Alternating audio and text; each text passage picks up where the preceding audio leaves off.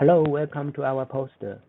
The goal of our research is to understand the bound behavior of GFRP bar embedded in concrete. Both pull-out static test and fatigue test were conducted. The GFRP bar is sand-coated and wrapped with carbon fiber, which including sand has nominal diameter of 12.8 mm. The specimens with different bound lengths were prepared and casted in the lab. 3 ASTM standard specimens were casted for comparison. The test setup is shown in the figures. 3 top LVDT were mounted on the GFRP bar to measure the load and slip. Some of the specimens were equipped with 2 bottom LVDTs to measure the free and slip. An extensometer were also used on some of the specimens. Specimens with different bound lengths were named after letter A through E.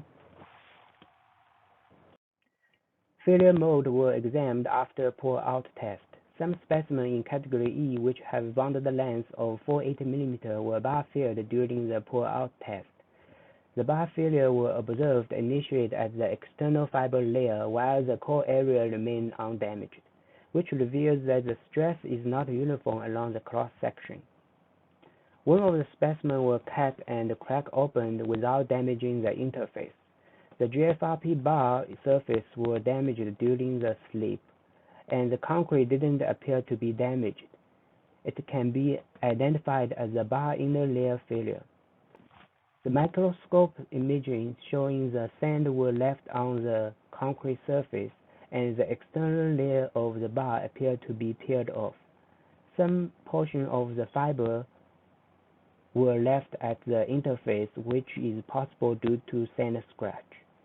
The cross-section imaging showing the sand were embedded into GFRP bar about 0.1 mm. It reveals how deep the sand scratched the GFRP bar surface.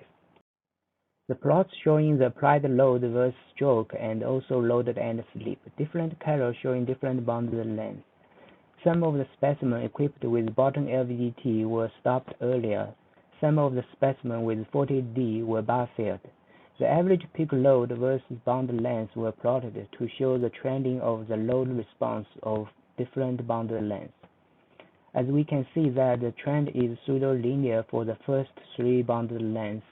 Beyond the 3rd bound length, the trend is more likely a curvature than a linear.